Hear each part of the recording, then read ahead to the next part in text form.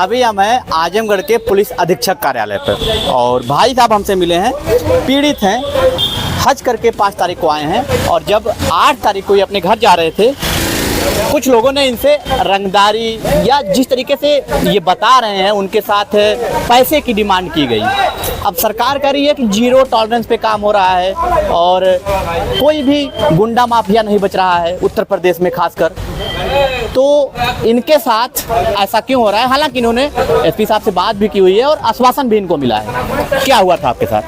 दरअसल थोड़ा तेज बोलिए। दरअसल मैं अबू बकर घोषपुर आजमगढ़ थाने का निवासी हूँ। सिनेमा में व्यापार करता हूँ और चूँकि ये सब लोकल अपराधी हैं और ये मेरे ऊपर निगाह रखते थे और हज पे जाने से पहले सिराज अब्बास जो है मुझे घेर करके मुझे प्रताड़ित करके। सिराज अब्बास आपको हज जाने से पहले? जी इन्होंने मुझे डरा धमका कर मुझसे 50,000 रुपया ले लिया। आपने दिया भी? जी 50,000 रुपया आपने उनको दे दिया? जी ले लिया और ये कहा के लिया कि मैं हज कमेटी का कोऑर्डिनेटर हूँ। अच्छा। अगर मैं चाहूँगा तो आप जा पाएंगे हज पे, नहीं जा। एक तरीके से ब्लैकमेल करके? जी हाँ। और आप नहीं चाहेंगे तो नहीं जा पाएंगे। तो श्रीमान 4-5 लाख 3.5 लाख रुपया मैंने जमा किया। तो मैंने कहा सब मेरा 4 लाख रुपया खर्चा होगा तो डूब जाएगा, डर के बारे में मैंने दे दिया। तो श्रीमान हज के लिए चला गया। उसके बाद जो है जब मैं उसके पहले मैंने 13-14 तारीख मई को मैंने एक बैनामा लिया शहर में और जब इन बात को पता चला कि मैंने शहर में एक बैनामा दिया है तो इन लोगों ने फिर मुझे घेरा और दुकान शहर तक घेरा और घेरने के बाद कहा कि यार तुम्हारे पास बहुत पैसा है, हम लोग का भी हक बनता है, हम लोगों को भी दो।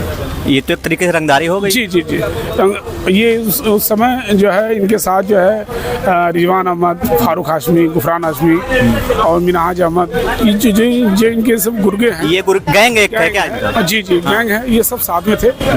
और मैंने कहा भाई देखो मैं अब कमा रहा हूँ अपने बाल बच्चों के लिए, अपने परिवार के लिए, अपने भविष्य के लिए। तो मैंने इनसे कुछ बोला नहीं, मैं खामोश होकर चला गया। और फिर जब मैं हज के लिए चला गया 19 तारीख को मेरी फ़्लाइट थी, मैं चला गया। उसके बाद इन्होंने एक कुसुम नाम की महिला को इन्होंने हायर किया और हायर करके मेरे ऊपर बलात्कार का मुकदमा लगा दिया। लेकिन श्रीमान में मेरा मोबाइल जो इंटरनेशनल रिचार्ज था, श्रीमान 100 सगड़ी का फ़ोन आया तो मैंने बताया कि श्रीमान मैं व्यापारी आदमी हूँ और मेरा इस तरह कोई नेचर नहीं है, न मैं इस तरह कोई घटना किया हूँ। मेरा CDR चेक कर ली, मैं निज़ामाबाद, महाराजगंज और आजमगढ़ में मेरा आना जाना हुआ है। 13 को मेरा बैनामा लिखा गया, 14 को मेरा बैनामा हुआ है श्रीमान। तो श्रीमान ने अपना संज्ञान में लिया, जो भी रिपोर्ट लगाया उन्होंने लगा दिया। फिर मैं 5 तारीख को मैं हज करके आ गया।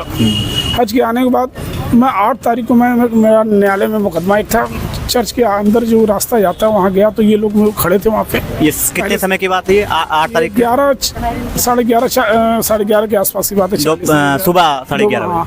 तो फारूक हाशमी ने मुझे तुरंत रोका और कहा कि हमारे जो सिराज भाई हैं उनके ऊपर थाना निजामाबाद ने फर्जी मुकदमा कर दिया है, मुझे उन्हें बरी कराना है, 2 लाख की ज़रूरत है। अच्छा, निजामाबाद ने उनको ऊपर मुकदमा किया, निजामाबाद थाने पर, तो आपसे मांग रहे हैं रंगदारी बरी कराने के लिए? जी। हाँ। तो मैंने उन्होंने कहा कि मुझे 2 लाख रुपये चाहिए बरी कराने के लिए, आप दीजिए और हम उनको बरी कराएंगे।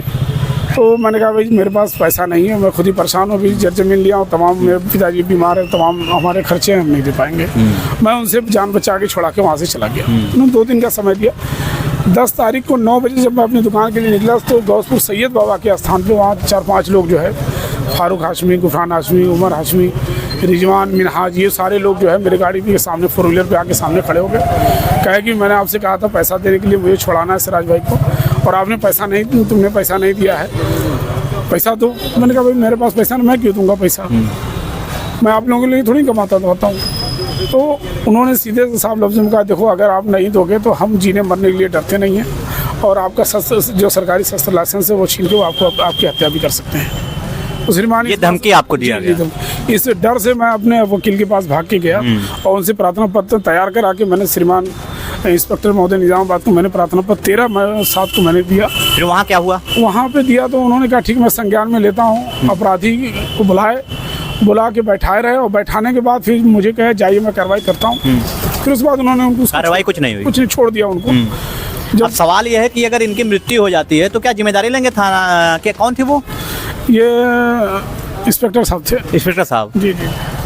वो किस बात का इंतजार कर रहे हैं? अगर तहरीर दिया जा रहा है या सूचना दी जा रही है तो फिर उनको छोड़ दिया जा रहा है। आप क्या चाहते हैं अभी? मैं फिर उसी संबंध में श्रीमान पुलिस अधीक्षक महोदय को 15/7 में आया और अपनी बात पूरी बताई और कहा। तो श्रीमान का प्रार्थना पत्र वहाँ गया थाने पे, जाने के बाद फिर मुझे बुलाया गया, मैं गया और पुनः अपनी बात को रखा। फिर उन्होंने कहा ठीक है, कोई एसआई चंद्रजीत जी हैं, उनको उन्होंने दिया, बुला के फिर उनको बैठा करके फिर उन्होंने छोड़ दिया। और मैं पूछा कि श्रीमान इस पर क्या कार्रवाई हो रही, मेरा प्रथम रिपोर्ट दर्ज करके कार्रवाई करिए, मेरी जान माल की सुरक्षा करिए। लेकिन उन्होंने कहा कि जांच चल रही, जांच चल के नाम पे अभी तक कोई कार्रवाई नहीं हुई है।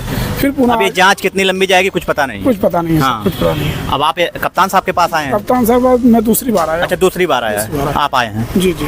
पहली बार में क्या आश्वासन दिया था उन्होंने? पहली बार उन्होंने कहा था फिर मैं इसको जांच करके मैं भेजता हूँ उनको कार्रवाई करने के। फिर कुछ कार्रवाई नहीं हुई? कार्रवाई नहीं। उसके बाद दोबारा आप आए तो क्या बोले? दोबारा आए तो उन्होंने पुनः वही बात कही कि मैं इसे संज्ञान में लेता हूँ। जी। इस बीच अगर कुछ दुर्घटना आपके साथ होती है और उत्तर प्रदेश सरकार करे कि 0 टॉलरेंस है, कोई भी गुंडागर्दी नहीं है, ये तो साफ तरीके से गुंडागर्दी दिख रही है।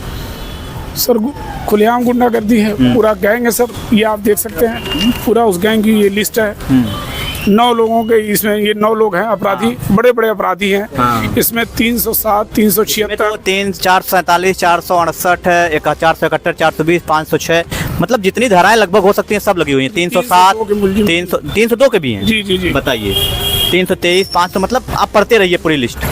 कितने लोग हैं गैंग में? जी, इस गैंग में सर 9 लोग हैं। सिराज अब्बास पुत्र निसार अब्बास, फारूक हाशमी पुत्र अयूब हाशमी, ये 307, 376। ये बताइए, आपकी कोई पर्सनल रंजिश है क्या इनसे? कोई पर्सनल रंजिश नहीं, इनसे हमारा कोई पर्सनल कोई मारपीट कोई मतलब ही नहीं, ये एक तरीके से रंगदारी है। जी, न मारपीट है, न इनसे कोई झगड़ा है, न किसी तरह का कोई लेना देना है। मेरा इनसे कोई एनसीआर भी इनके जरिए माध्यम से नहीं, हमारा दूर दूर तक कोई रिश्ता नहीं इस्तेमाल। जी। तो ये जिस तरीके से सरकार कहती है कि बड़ी सुरक्षा है, हम अभी आजमगढ़ में हैं, उत्तर प्रदेश गवर्नमेंट कहती है कि नागरिकों को बड़ी सुरक्षा है, आपका उस पर क्या?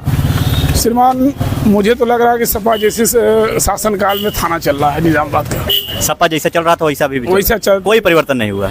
परिवर्तन निजामाबाद में तो नहीं, बाकी और जगह में नहीं कह सकता।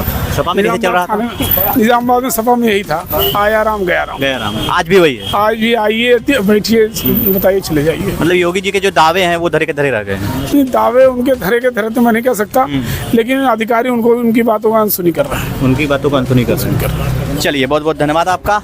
0 टॉलरेंस पे सरकार बात कर रही है, लेकिन आप जीता जागता नमूना यहाँ पर देख सकते हैं।